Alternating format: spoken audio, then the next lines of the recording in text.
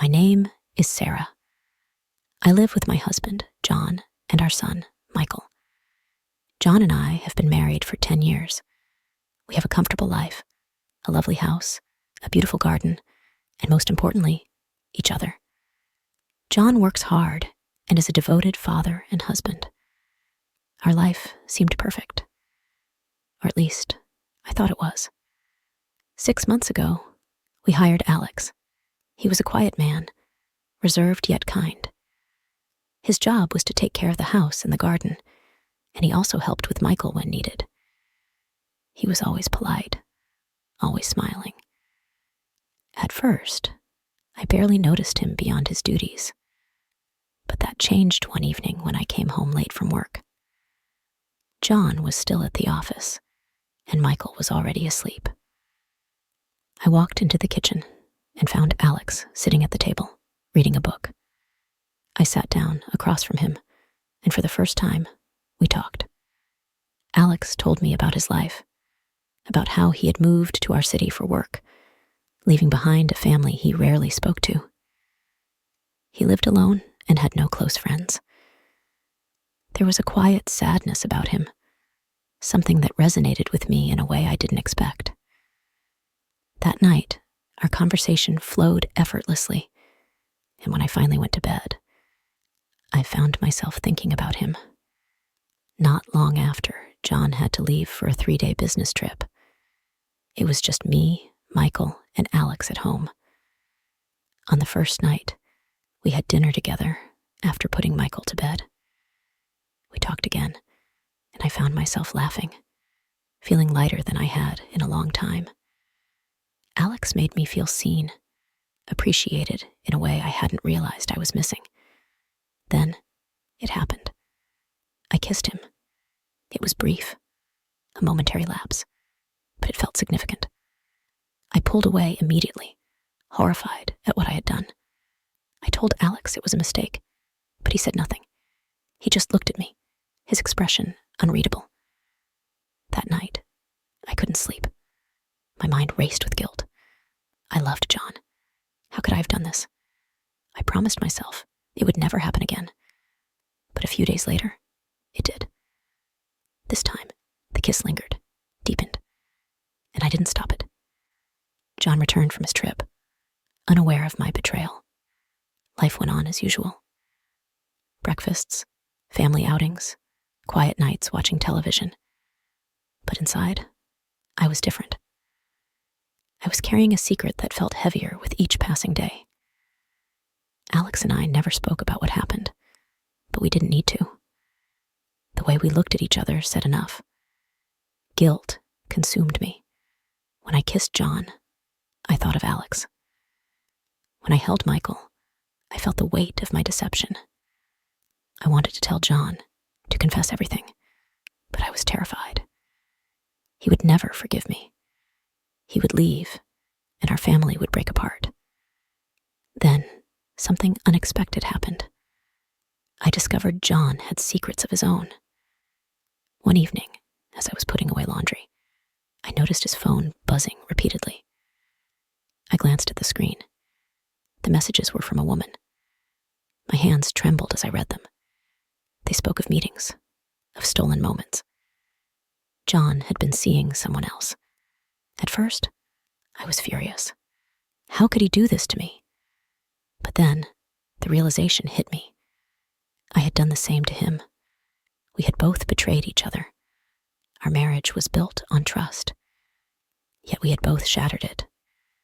That night, I made a decision. I couldn't live like this anymore. The secrets were suffocating me. After dinner, when Michael was asleep and Alex had gone home, I sat down with John. My heart pounded as I spoke. "John, I need to tell you something," I said, my voice shaking. He looked at me, concerned. "What is it?" "I've been seeing someone." There was silence. Then, after what felt like an eternity, he spoke. "Who?" I told him everything. About Alex, about the kiss, about how it had happened more than once. I told him I was sorry, that I loved him. Tears streamed down my face, as I waited for his reaction. John sat in silence, processing my words. I braced myself for his anger, for his pain. But then, he spoke words I wasn't expecting. "I've been seeing someone too." Shock hit me like a wave. I stared at him, unable to speak. He told me her name was Lisa, a colleague at work. It had started months ago, unintentionally. He hadn't meant for it to happen, but it did. We sat there, two people who had betrayed each other, now stripped of our illusions. The truth was out, and it left us raw, vulnerable. But it also gave us a choice, to walk away or to fight for what we had built. We chose to fight. The next day, we let Alex go. It wasn't easy, but it was necessary. We started marriage counseling, facing our mistakes head on. It was painful, reopening wounds, talking about what had led us to our betrayals. But it was also healing. Trust isn't rebuilt overnight. John didn't look at me the same way at first, and I couldn't help but wonder if he still thought about Lisa. But we were trying. We spent more time together, talked openly, made an effort to understand each other's needs. Slowly, things improved. Michael, blissfully unaware of our struggles, was just happy to have both his parents present. We took him to the zoo, played games, created new memories. The house felt different without Alex, quieter, but in time, it became a home again. A year later, John and I took a trip together, just the two of us. We walked along the beach, had long conversations, and reconnected in a way we hadn't in years. On our last night, John pulled out a small box and handed it to me. Inside was a new wedding ring. "I want us to start fresh," he said. "A new ring for a new beginning." Tears filled my eyes as I realized how far we had come. We had nearly lost everything, but instead, we had chosen to rebuild. We weren't perfect, but we were real. And in the end, that was what mattered most. Today, our marriage is stronger than ever. We talk more, we listen more, and we never keep secrets. Love isn't about being perfect. It's about choosing each other every single day. John and I made that choice. And for that, I am grateful. If you enjoyed this story, please like, share, and subscribe. And Sara was a vibrant 20-year-old young woman with an insatiable passion for travel. She found immense joy in exploring new places, meeting diverse people, and immersing herself in different cultures. Ever since she was a child, she had dreamed of visiting London, a city that had always fascinated her with its deep history, grand architecture, and iconic landmarks. She spent hours poring over maps, reading books about faraway cities, and watching travel documentaries, all of which further fueled her desire to visit the magnificent city of London. One evening, as Sara sat in her cozy room, she turned to her best friend Anna with a wide, excited grin. "I want to visit London," she announced with a gleam in her eyes. "It's such an amazing city with a rich history and vibrant culture." Anna, who had always encouraged Sara's adventurous spirit, smiled warmly. "You should go, Sara. You are young and you have a passion for adventure. This is the perfect time to explore the world. You'll have so many incredible experiences." Sara pondered Anna's words and felt a surge of determination. She decided that it was time to turn her dream into a reality. Though a part of her was nervous about traveling alone, the excitement of embarking on her first solo journey overshadowed any apprehension. She was ready to embrace the adventure and immerse herself in the wonders of London. The following days were filled with meticulous planning. Sara eagerly sat down with her laptop and a notebook, making a list of everything she needed to do.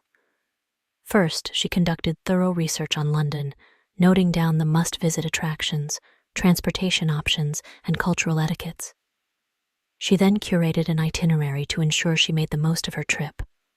On the first day, she planned to visit Big Ben and Tower Bridge, The second day would be dedicated to exploring Buckingham Palace and Hyde Park. She also included the British Museum on her list, excited to delve into its vast historical treasures. Next, she focused on finding a place to stay. She wanted a safe, comfortable, and budget-friendly accommodation. After reading numerous reviews and checking out different options, she finally settled on a charming hostel in central London. It was conveniently located, allowing her easy access to the city's famous landmarks. Ensuring that her travel documents were in order, Sara checked her passport's validity and confirmed that she didn't need a visa for her short stay in the UK. She made copies of her passport, flight tickets, and hostel booking, taking extra precautions to avoid any inconveniences. Budgeting was another crucial step. She calculated her expected expenses, setting aside money for her hostel, food, transportation, and sightseeing. Instead of carrying large amounts of cash, she opted for a travel card for safe and convenient transactions in London. Communication was essential, so Sara researched international roaming options. She quickly realized that her regular mobile plan would be expensive abroad. To avoid unnecessary costs, she decided to purchase a local SIM card upon arrival in London, ensuring she could stay connected with her family and friends. She also took the time to learn about British culture and common phrases. Understanding local manners and customs was important to her, as she wanted to be respectful and blend in. She even practiced saying a few British English words, amusing herself with her newly acquired accent. The night before her trip, Sara was a whirlwind of excitement. She double-checked her packing list, ensuring she had her clothes, toiletries, documents, and other essentials. Neatly arranging her belongings in her suitcase, she placed her bags by the door, ready for the early morning departure. The next morning, she woke up bright and early, her heart racing with anticipation. After a quick breakfast, she grabbed her bags, and her parents drove her to the airport. They hugged her tightly, offering words of encouragement and reminding her to stay safe. As she boarded the plane, Sara felt a mix of emotions: nervousness, excitement, and pure joy. During the long flight, she kept herself entertained by reading, listening to music, and watching movies. When the plane began its descent, she eagerly looked out the window.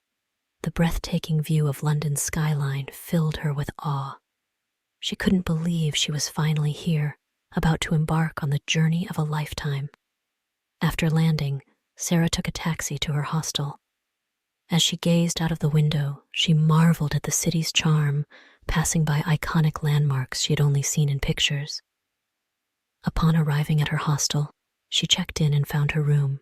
It was small yet cozy, and she was pleased to meet her friendly roommates, fellow travelers who shared their exciting stories. The next morning, she woke up early, filled with enthusiasm for her first full day in London. After breakfast, she set off to explore. Her first stop was Big Ben, a sight that left her in awe. Next, she walked to Tower Bridge, where she took countless photos, soaking in the beautiful view. The highlight of her day was visiting Buckingham Palace, where she watched the fascinating changing of the guard ceremony. Her adventures continued as she strolled through Hyde Park, enjoying the tranquility of the lush greenery. For lunch, she treated herself to a classic British meal, fish and chips, at a cozy cafe. Later, she spent hours exploring the British Museum, captivated by its historical artifacts. Each day in London brought new experiences and challenges. She navigated the bustling streets, sometimes getting lost but always finding her way with the help of kind locals. The unpredictable weather caught her off guard once, leaving her drenched in a sudden downpour. Seeking refuge in a warm cafe, she sipped on hot chocolate, learning the importance of always carrying an umbrella. Sara also made wonderful memories. She attended a music festival in a park, watched an incredible theater performance, and explored vibrant markets. She even mustered the courage to join a ghost tour, an exhilarating and spooky experience she would never forget. As her trip neared its end, Sara reflected on her journey. She had grown more confident and independent, learned invaluable lessons, and made lifelong friends.